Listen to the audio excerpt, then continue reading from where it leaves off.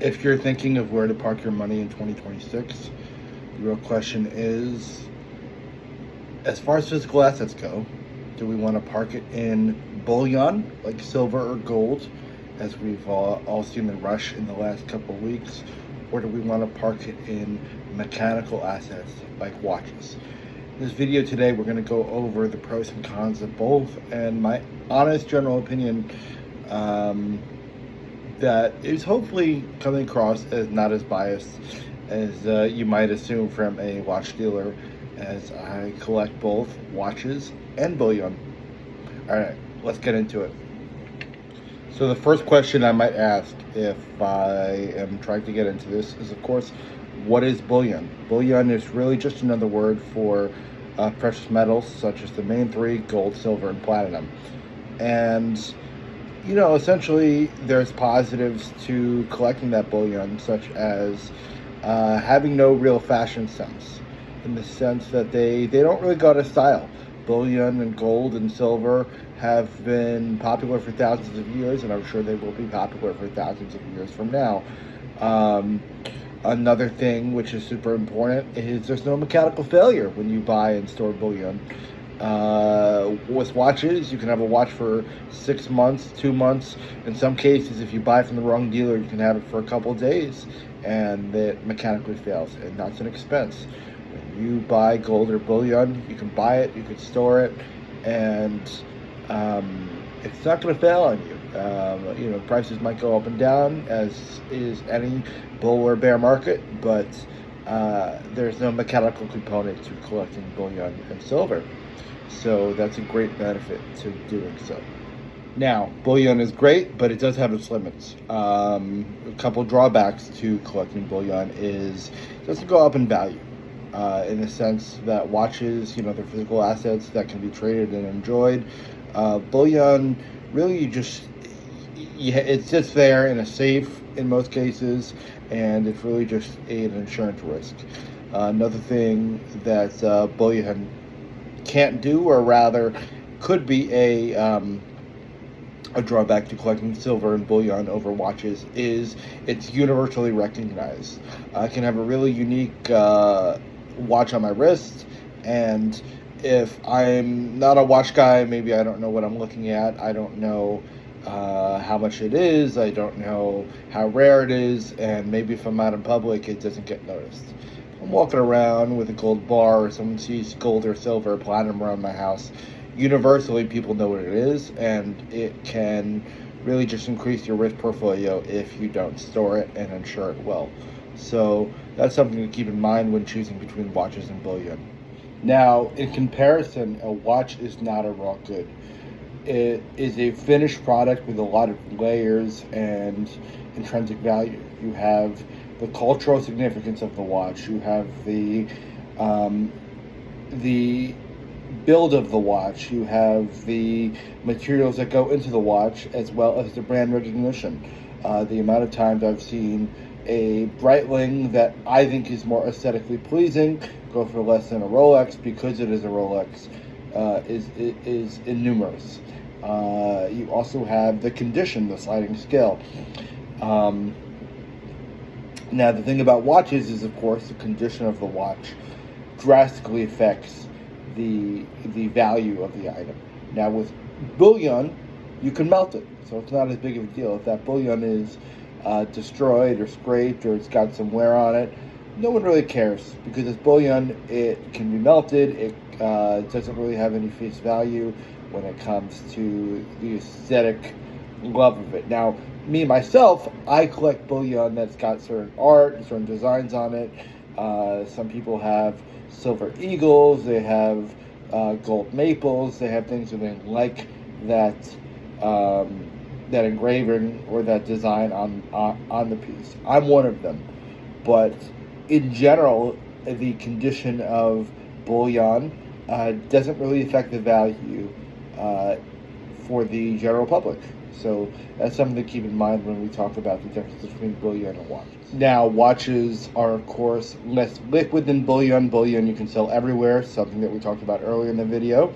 You could, regardless of your creed, your race, Most people know what bullion is, they know what gold or silver is, even if they're not familiar with the phrasing of bullion and the different vernacular and terminology. With watches, you need a particular buyer, you need somebody who understands the market. They want that item, and they've wanted that item for a while. The cool thing about watches, though, is they can often outperform the market, and at least some of it is really dependent on your ability to sell an item, or basically your network, in the sense that bullion, I don't care if the President of the United States is selling me something. I don't care if it's the King of England. The price of bullion is pretty set in stone. But of course, if King Charles offers me a watch of his, maybe it's a Movado or a Casio, I'm going to pay above market for it because I know it's from him. So, I think the network that you have and your ability to manipulate it. Now, when I say manipulate, I mean, of course, positively, is also a factor. If you are someone who likes to track markets and, wants to understand how different commodities work, then watches may be a good bet. If you are somebody who likes to buy and hold, then go for the bullion. I have a little bit of both. I have some bullion, and I have some, of course, I have more than some watches. But, it's all a matter of what you enjoy and essentially what your risk tolerance is. Now, as part of that phrase, risk tolerance, that's something that I think a lot of people don't understand when they get into watches, is that watches, yes, they're physical assets, and it's great to hold them and wear them, and it's something you could enjoy, but it also means that you're more often to theft. So I mean, being safe and secure with your timepieces is definitely harder. I mean, it's definitely harder to secure your watches, I think, than your bullion. Your bullion, you could just put in one place, you put in a safe. But your watches, if you're like me, sometimes you're wearing them to work, sometimes you're wearing them on vacation, sometimes you're wearing them to a wedding, to a special event, and so they're all over. You're basically traveling with them. It's very rare you're going to travel with a gold coin or silver, silver dime or whatever it is. You might have one or two for good luck. I have an uncle that's got a gold coin that he carries in his wallet for good luck. But you're not transporting these items on a daily basis. When, in actuality, it is very likely that you're transporting watches on a daily basis. If there's been days where, understandably, because I'm in the industry I'm in, I'm wearing 2, 3, sometimes 4 watches in a day, depending on, the dress and essentially what you are allowed to wear, and basically what the day entails. And so I think that is something to keep in mind. I would say, going off of that last point, you do have that risk, but you also have that upside. When you look at the two markets, the bullion and precious metal market versus the watch market, the watch market is exponentially faster and moves quicker. It is arguably more interesting, which could be a good thing or a bad thing, depending on that risk tolerance that you have. And I think that the profit margin is just greater. So if you have that high level of risk tolerance and you're okay with that, then I think that, watches is a safe bet. And, in a perfect world in 2026, if you would ask me, what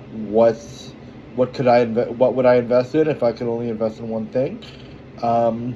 I would say precious metals, because precious metals, there is less volatility in the market when it comes to precious metals.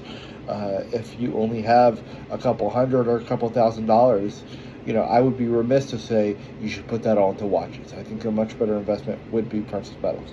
Now, if you do have a little bit more of a disposable income, then I would say combine the two. Stick with these precious metal watches.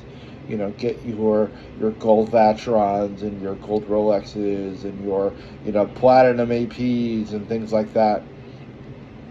And in that regard, you get to wear these pieces and you get to experience the the market shifts that come with bullion and precious metals. I like to have a little bit of both on my person at all times. Not actually on my person, but basically, in my possession at all times.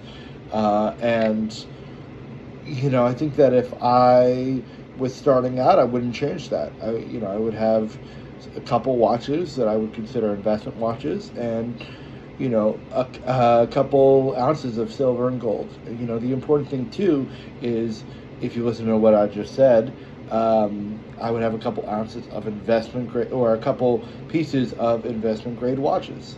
Not all watches are investment grade.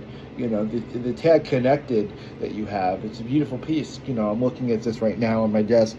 You have a Tag Connected. It's a beautiful piece. It's a smartwatch, and it's definitely a step up from your typical Apple Watch, but that's not an investment. And so the things that you would consider investments are, the Holy Trinity when it comes to, the pieces you have in your inventory or the pieces you have in your collection. If you can get your hands on, a Vacheron, a Rolex, or an AP, that's, of course, preferable. And so, yeah, again, this is a very, I would say maybe long video to just kind of explain that if I had to choose, I would combine the two, but if I had to choose one, I would go with, surprisingly, bullion. If I was, very economically conscious, and if I had a little bit of fun money and I was able to, I wasn't afraid to take that risk, and I have very high risk tolerance. Maybe you're a young guy. I'm relatively young, maybe not as young as I used to be, but 29 years old.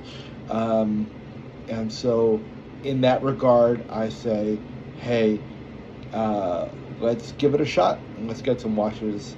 And, I think that, throughout your life, you're going to have times where you want to be a little bit more aggressive and you want to be a little bit more reserved when it comes to your investment. And, at this point in my life, I am a little bit more aggressive in my investment. I have a lot more risk tolerance that I think I will have, 20, 30 years from now. And so if that's you, then buy yourself a watch. And if you need help with that, check out TailoredTimepieces.com. I really appreciate you guys giving this a listen and kind of just letting me ramble about my thoughts and opinions on this. I do hope to get a couple of these out to you a week, and yeah, we'll see how it goes. Thanks so much.